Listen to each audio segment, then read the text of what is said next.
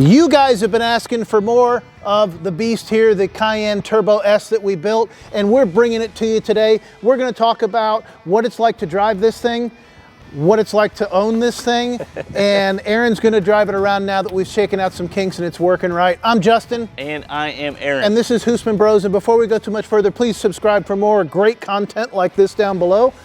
So here we are again with our Turbo S. Our Turbo S? Well, we'll talk about that. But Here we are again with the Turbo S we built for this channel. Now, it's not complete. There are some things that are going to continue to happen to this. Of course. Stay tuned to see one of the old car. Stay tuned. Well, more than that. Stay tuned to hear some of the things that I'm going to be doing to this car in the future. So first, let's talk about it. Okay, we built this 2006 Turbo S with a ton of parts from Eurowise to make it an off-road capable vehicle. Now, the 06 Turbo S was capable to start with. It has 500 horsepower. It has a 7,500 pound towing capacity. And at the time that this was in the dealership, it was the second highest horsepower Porsche you could buy outside of their supercar. So you're a little bit rounded down. It can tow 7,700 pounds and it's got 520 horsepower, although this one probably has more horsepower. We haven't dynoed it yet. And if you're in Dallas and you know a dyno that will do an all-wheel drive car or four-wheel drive car, please leave a comment down below because we want to go see what this is putting out. We're guessing with everything that's done to this car, we're a little over 600 horsepower. It certainly feels like it. So what have we done to this car? Well, for starters, on the front of the car, we hung our Eurowise bull bar and our Hella lights. Now, in order to hang this bar, we had to relocate our turbos, our turbo intercoolers, and we moved them down here. That's why we left off the bottom part. Also, I think it looks kind of cool.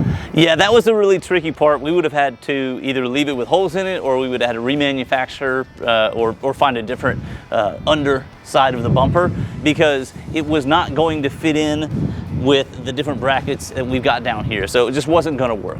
So that's what we did on the front end, and then we did a little bit under the hood. We did a lot under the hood. We'll get to that towards the end. Okay. But let's talk about some of the things that we did do that were not keeping this old thing alive related. A lot of armor along the bottom. We armored the entire bottom. If you want to know how to install that stuff, go watch our other videos on it. Yeah, we got the rock rails over here. Put those in. And we did the lift kit from Eurowise. Absolutely. So we did a 2-inch lift and a 1-inch subframe. Exactly. Now, from Eurowise, there are two different options. If you have a steel spring car, you're going to need a different option than we had. I don't know which one is more expensive, but I can tell you that a friend of mine drove our other Cayenne and then drove this one, and the difference in the way they drive is night and day. Our other Cayenne is a steel spring Cayenne with a 2-inch lift, and it drives like a truck with a 2-inch lift. Yeah, because we kept the air suspension on here. That's another option for lifting your Cayenne that you can do, is get rid of the air suspension altogether. You don't really want to do that though, because this is a really, really interesting suspension. It goes to 3 different levels, and we'll show you that inside. We'll show you what that looks like. And you also lose the smooth ride. I mean, absolutely. Certainly, some of these are old, and maybe your air suspension is not in great shape anyway. It's going to have to be replaced in some way. Yeah, I mean, that is a thing that you can do. The air suspension on these is very expensive. If you're shopping for a Turbo or Turbo S, make sure that your air suspension is working the way it should. Cousin Rob has one right now that's not working right, and I think he's several $1,000s into figuring out how to fix it. And here's something you do have to know. If your air suspension doesn't work, you cannot align this car, because you have to lower it in order to align it. So that's an important thing to consider. Now let's go up to the top here. You want to talk shoes? Let's talk shoes, do it. All right. So this truck originally came with some really nice, pretty rare 19-inch wheels that looked great and were totally built for this truck. Like idiots, we went ahead and threw those wheels away, and we put these Victor 18-inch with Scorpion tires on. Up top here, we put the front runner roof rack on it. Now, there's a couple different ways you can do that. If your Cayenne came with roof rails, you buy this system that clamps on there. If it didn't, you buy a system that bolts right to it. Now, I did add a tool here because you can't be an overlander and not have a tool attached to the rack. This is a polo mallet, because statistically, this being a Porsche means that there's more likely to be a polo match that breaks out next to it more than anything else. So we have these LED taillights here that we actually came with the car. We also have LED headlights. Really makes a difference in what you can see here. And then around back there is there are some things that we did. Yeah, here we have the modification of necessity. I'll be honest, I don't love this spare tire setup, but it is what it is, and it may not be my truck very much longer anyways. But what we did do back here is something that is on one hand very needed, because Justin hits a lot of nails and gets a lot of flat tires. So it's really important that he has a good spare. And he got a hitch mounted spare tire holder back here and rigged up the license plate. He actually wired it through here, or well, I should say cousin Rob did a lot of this wiring here. And I Give credit where it's due. Yeah, I think he brought it back into the tail light, right? Yeah, he brought it into the original license plate light. Okay. So we actually took the original light, drilled a hole in it, and then soldered the wires for this to it. So the mount itself is a $99 Amazon wheel mount for Jeeps, and we'll put a link to that down below. We did have to make our own spacers to make that wheel fit correctly. And then this is a Thule license plate holder, and we'll put a link to that down below. I'm gonna be honest with you, this will not be the last form of this. I don't love it. It sticks out very far, and Eurowise, who I'll be sending an email to here shortly, actually makes one that fits flush against here and mounts into the body, the bumper mounts itself. So I'm thinking we'll be able to put that one on, because this one is hard to bring down. It doesn't come down very easily, and therefore it makes the back of this car just about useless. Yeah, I was going to say that's the hard part, is that it's very tough to get in the back of this. So right. If they've got a different mount, I'd like to see what that looks like. Yeah, no, we're going to see it, trust me. Yeah. Okay, so that is most of the stuff we've done. Now, we did put these lights on the front, and Aaron alluded to what we did under the hood. So let me pop the hood for you and show you some of the stuff we did here. You haven't seen this for a while because we actually had to take it to a shop, Fifth Gear Automotive here in Dallas, and they had to chase down some of the challenges. If you're gonna buy one of these, either understand how vacuum systems work and be ready to chase down a whole bunch of dry rotted old fittings, or know somebody that's going to help you out. It was what was stopping us from getting this thing running correctly. We actually have a tune on it. We have exhaust that goes all the way back. There's mufflers on it, but that's about it, right? It's pretty close to stainless. It's a stainless, close to straight pipe system. We have better intakes here, and you can see some of that stuff in the other video. But the challenge with this were all the little vacuum bits that were broken. This thing ran terribly, and the more we worked on it, we just couldn't get anywhere with it. So it's important, if you're buying one of these, know what you're getting into. Make sure you got a cousin Rob, because he spent a lot of time chasing down what was going on, taking this motor apart. We must have had the top of this off two or three times. Yeah, we had the intake off several times trying to chase this down, and eventually it took taking it to a shop that had more experience and more machines than we've got to get it figured out. Yeah. So if you're not an expert, yeah, you better know an expert. You better know one, or you better get a really, really clean one. Yeah, and even a really clean one, this is nearly a 20-year-old car at this point. Yeah. Plastic rots, things rot. We did a couple of other maintenance things while we were in there. We did the cardan shaft carrier. We did a whole lot of bushings and things underneath. And you can see, we'll link all the videos to the build of this down below. Go check those out, because if you're thinking about doing this, it is a lot of work. So, what did we spend on it? I think you kept those from me pretty good. I don't really know the exact figure that I can tell you. here. I can tell you a figure we spent on it, because I know I did keep the records on it. So in the end, with us doing 90% of the labor on this, we are, with purchase of this, in for about $28,000. Okay, I think that's about right, but remember, we did a ton of labor on this. If you're thinking you're gonna buy one of these and get out that cheap, paying someone to do all these things, is gonna be a challenge. So make sure you buy the best one you can. Is this the best one we could buy? I don't know. It was cheap. Well, there's only 600 of these. Yeah, I mean, so that's the other thing, is the Turbo S itself is rare. Here's something Aaron learned about the Turbo S versus the Turbo in this generation. Well, in this generation, the Turbo was outselling the S by about 63%. But when tested, the Turbo S is faster, both in the 0 to 60 and in the quarter mile, but not much faster actually. Only 1/10 of a second faster than the Turbo in the same generation, and basically the same speed in the quarter mile. And they were about 20,000 more. 24,000. 24,000 more. So is it worth it to seek one of these out? Today, I think so, because you're probably going to pay about the same for this as you would pay for a Turbo, and you do get a little bit more. Well, to be fair, the most expensive, the most valuable cars are not always the ones with the highest level of performance. Right. It's really about scarcity, supply and demand. And we're hoping we make enough videos that there becomes a demand specifically for the Turbo S, so it's worthwhile. Let's take a look inside now. We'll talk about what that's like. And Aaron's going to take it for a spin and give his impressions now that we've put it together and it's running right. I'm going to flog the hell out of this thing. Inside, we didn't do a whole lot, just a couple things. We replaced the burned out Porsche radio with just a modern Kenwood radio. Now, if you want to use your controls with that, there is a brain that you have to purchase at interfaces. This whole thing was about $1,500 all in. If that's something that you can do, it's going to be cheaper than that, obviously. I just needed CarPlay because I needed CarPlay, okay? One of the things that I did is I wired in this speedometer and inclinometer, etc., because we changed the size of the tires, therefore my speedometer is off by about 10%. So, in order for me to know exactly how fast I'm speeding in this car, I needed something to tell me, and then the other stuff was just a bonus. I want to say that this was 40 or 50 bucks from Amazon, and I hardwired it right into the panel here, so it actually gives me my voltage on my motor and gives me some other information from the car itself. Great addition to any off-road car. I love it in this one. The only other thing is the trigger that we talked about here. We've got this Velcroed up here. Watch the video how to install that. So, what is this car like inside? What is it like to drive? It's incredibly comfortable to drive. This is a great car, lifted or not. Actually, right now, I have it on the low setting and comfort shocks. So this thing drives like a Cadillac. It doesn't feel like a lifted car. It drives really, really well. Some things I don't love about this car. The back seat is nearly useless. It's a very, very small back seat.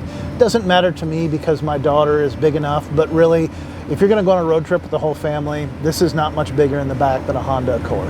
So there are other cars that will work better for that. Beyond that, it's really been a good car to drive. It's a lot of fun. The only other complaint I have is the miles per gallon. Now that everything's said and done, this is about 12 miles per gallon. You can literally watch the needle drop when you put your foot in it, and the most I've been able to get out of an $80 tank of gas is about 200 miles. So this is not a car I'm going to be taking on road trips. It is a car to run and romp around in, and we'll make some video of that here pretty shortly. Why don't you get out so I can drive it? Okay, we can do that. First, let's hear my favorite part.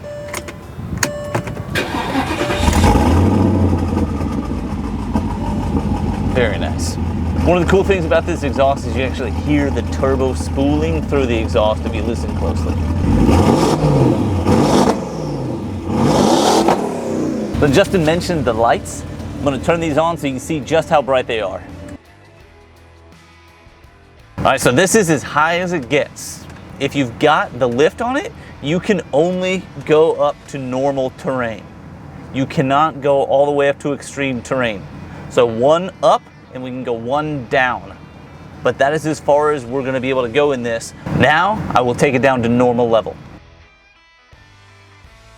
So you can see this is the normal ride height, and now we will go down one more level to sport.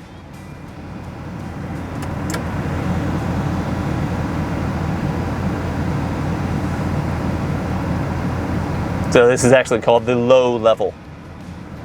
If you like hanging out on low levels, this is the setting for you.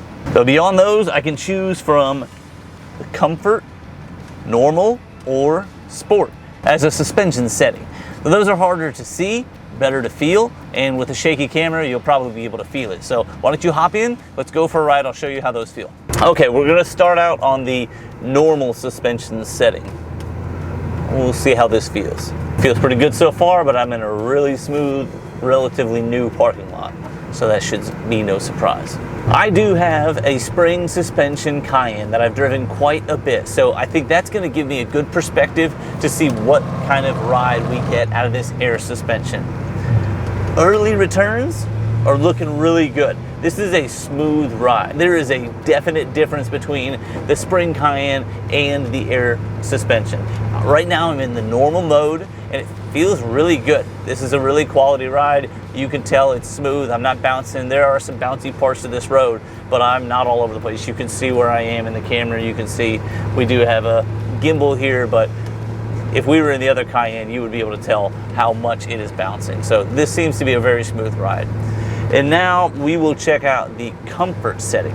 So this thing is really nice. This car is loaded with wood. I got the wood grain all over the console, on the handles, on the steering wheel, but it is dated. You can tell the wood in the center here, you can see how much lighter it is than if you just pull this back. See how dark that wood is and how dark these handles are. It is sat outside for a while. You can see in other parts of the vehicle as well. It's something that is obviously cosmetic, but I'm in normal mode right now. I'm in normal suspension. It feels pretty smooth. I can definitely feel the flow of the road. I'm gonna switch it now and move into comfort, and I'm gonna go back around the same track and try and get an idea of the difference between these two. Normal to comfort, I can't tell that much of a difference, but I've only been driving it for a few minutes. Justin's been driving this around the past few weeks, trying to work the kinks out, and so I'm sure he would be able to tell you a little bit better if he's even tried it, because I don't even know that comfort is really a big concern for him. He is more into the fun and the speed. So I don't know how important it is if you're gonna lift this vehicle that you have the comfort setting that's able to be used. So we'll shift into the sport setting and see how that feels. Got some curves here. I can tell the steering is tighter. It's very nice. I mean, it's certainly no 911, but steering is tight and it's very responsive. I like what it's got. Wow, that revved up about 6,500 RPM. That was quick, very responsive on the gas. Love hearing those turbos kick in. Even though this thing weighs a bunch, it still feels super quick. Now the thing is, this is loud. So as Justin drives it, I'm sure he has his head on a swivel, and I'm looking out past a cop going the other direction. You can hear that this thing is getting fast from down the street. So overall, I think this is a great build. It's a great car. Somebody is gonna love driving this thing. I gotta be honest though, I'm a little surprised that Justin is not trying to buy this. But we're gonna get this thing auctioned off and hopefully put some extra coin in our pocket. This series was well received. Video's got a lot of traction. I think you guys like seeing what we built here and watching us get the build done. So of course, we're always thinking of that next project. So trying to figure out what we're gonna do. Would you guys wanna see an off-road Cayman build or maybe Safari or 944? Let us know in the comments. So what do you think? Oh, man, I think it's great. I think it's exactly what we were trying to build, and I think this was a smart investment and we're gonna make some money on it. Well, I've got some news for you. I've actually already found a buyer for it. Fantastic. So no auctions for us. All right, excellent. How much are we gonna make? We're gonna make exactly what we invested in it because I bought out Rob, and there's actually a check inside for you for your portion of the investment, and I'm going to be keeping this car. Are you now? I am. Do you want it? Well, no, I don't really want it. Well, there you go. So I'm going to keep this car. I don't want to sell it because it is too good. I'm going to be honest, we don't have enough subscribers for me to go spec a brand new Turbo S, so this may be as close as I get, and I don't want to let it go. Now, I told you before we're going to do some other things to it. I'm going to do some other things to it, so let me tell you what my plans are. I'm going to, as you see here, we did repair this front end, but the paint has broken from underneath. I'm not real happy with that. I took it back to the people that painted it originally. They said it wasn't their fault, it wasn't their problem. So I have a friend that I took it to. I'm going to be painting the hood and then down to here flat black to fix this, and so that it looks cool. Yeah, like lipstick on a pig. Like lipstick on a pig, but it is a pig. I'm going to be painting the top half of the mirrors flat black, our rock rails flat black, and repairing the handles and painting them black as well. So I've got that I'm going to do to it, and then in addition to that, I have reached out to Eurowise. I'm hoping that they will help us with the new rear bumper setup that I want. This is fine. I think that Eurowise's is a much better product. I think it's going to be great to see how it installs and really be able to compare the two. For $100, this is a fine solution, but it's not the best solution, I don't think. And I also plan to put fender flares on it, so come back for those videos here soon. In the meantime, thank you for watching. If you think I should do anything specific to my new Cayenne Turbo S, let me know, leave a comment down below, and thank you so much for watching.